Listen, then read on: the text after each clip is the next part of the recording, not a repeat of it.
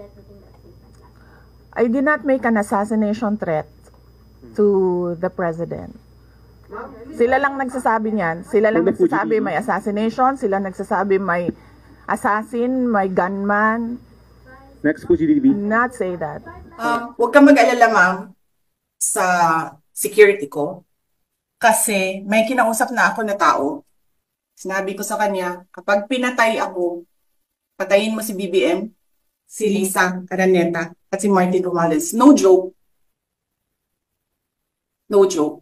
Nagbilin na ako, ma'am. Pag namatay ako, sabi ko, huwag ka tumigil hanggang hindi mo mapatay sila. And then he said yes.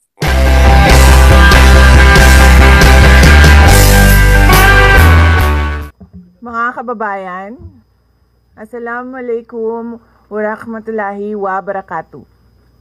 Madayaw, mayong adlaw, kaninyong tanan. Magandang araw sa inyong lahat.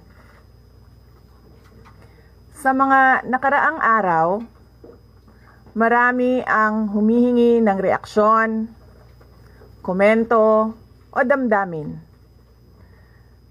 Damdamin ko sa issue ng impeachment na naihain laban sa akin. Sa kabila ng aking mga naging pahayag ukol sa planong impeachment sa mga nakaraan na buwan, ang tanging masasabi ko na lamang sa puntong ito ay God save the Philippines. Bukod dito, nais ko na lang ipaabot ang aking taus-pusong pasasalamat sa mga kababayan na patuloy na nagdarasal, sumusuporta, nagtitiwala, at patuloy na nagmamahal sa akin. Manalig kayo dahil sa taong bayan ang tagumpay. Syukran. I know, right? Braille. 3 questions, no follow-up. Okay. Oh. Ay, ayoko na. I'm okay. Oo.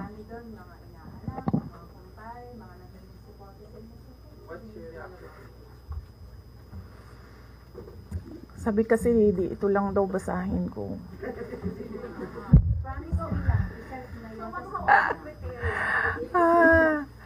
We've already started preparing the moment Franz Castro announced the impeachment plans, which was November of 2023. So November of 2023, there were already lawyers doing their work for the impeachment. So we leave it to the lawyers. Last question. Last question.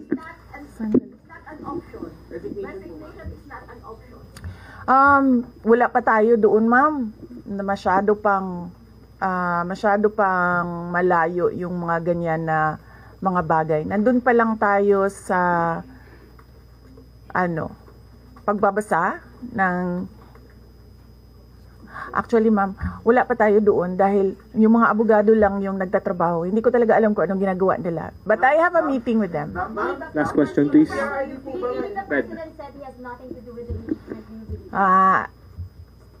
I do not want to answer that question. Next. Ma'am, confirm po ba na si dating Pangulo Rodrigo Duterte isa sa mga abogado niyo para sa impeachment? I do not want to answer that question. Yes, ma'am.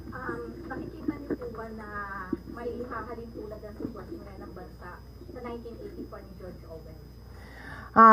I do not want to answer that question. Last question. Last question.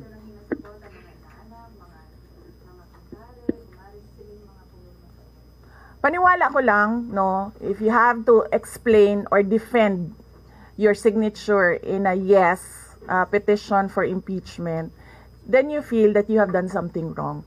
Kasi kung wala ka namang ginawang mali, bakit mo i-defend yung pirma mo?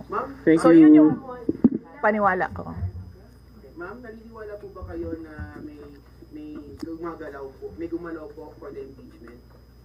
may gumalaw po na parang money I do not want to answer that question. Yes. How will you be endorsing senators, lalo na po sa PDP slates, especially that may possibility na mag-overlap yung trial sa Lex Mountain?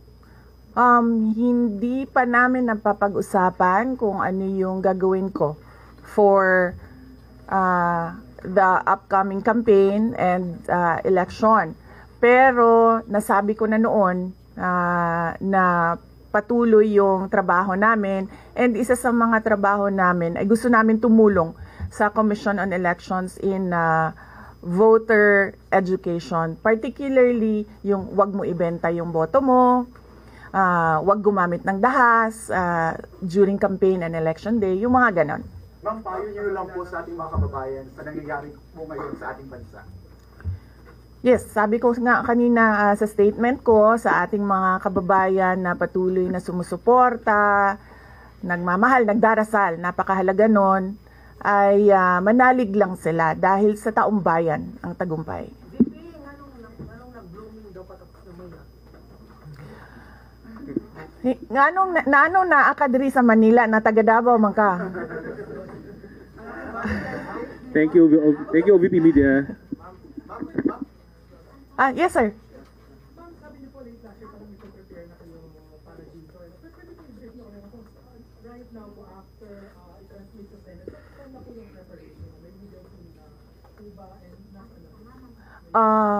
Well, may meeting kami mamayang hapon dahil nag-meeting sila kahapon. Hindi ako sumali, so merong briefing, legal briefing mamaya ang mga lawyers. So I will know more this afternoon.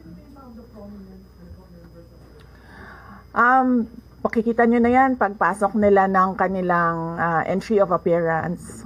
Ma'am, tuloy po ang trabaho kahit may pinaghahandaan po kayo. Yes sir, opo. Kakatapos lang po ng planning conference ng Office of the Vice President. So we did it last Tuesday, Wednesday, and Thursday para po sa 2025 and 2026. So for 2025, may mga maapektuhan ba na programs ng OVP? Yes, nag-announce na kami na wala kaming wala kaming burial and medical assistance dahil tinanggal yung line na yon sa budget So hindi ka na pwede maglagay ng budget How doon. about the other programs now? Tutuloy siya. How confident are you that you won't be convicted in the impeachment court? Wala pa tayo. Masyadong pang malayo yan, ma'am. Wala pa tayo. Hindi pa natin inaano yan. Final question, Na-assess please. ngayon. Final question. Number one for Nagtanong ka na ba? Kanina? Sige, ikaw. Final question, You Lance. said before na you're seriously considering to run for 2028. Now na may impeachment na, are you more decided to run in 2028? Okay. So, wala pa tayo dyan. Wala pa tayo dyan. But, nasabi ko naman di ba, paulit-ulit kung we are seriously considering that. But it's difficult to decide without numbers. So, kailangan malaman yung surveys and numbers. Sa next year pa yun. Oo. Sir, nagtanong ka na? Sir. Kyodo Yes, News, sir. Ron. What are you concerned na yung possible consequence that you can be disqualified from public office kung magkaroon na ng conviction? Yes, sir. Oo. Alam ko po yung penalties ng impeachment. And the moment na nag-resign ako sa Department of Education, before ako nag-resign sa Department of Education,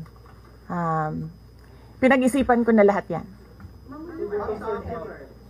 Sa ngayon ba masasabi ninyo na lalo pa kayong nainganyo na ituloy ang pagtakbo sa 2020 presidential election?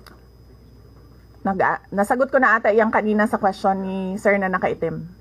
Sir. Number one in the articles of impeachment was your assassination threat to the president. Do you regret making that statement?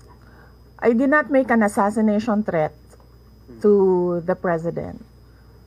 Sila lang nagsasabi niyan. Sila lang nagsasabi may assassination. Sila nagsasabi may assassin, may gunman.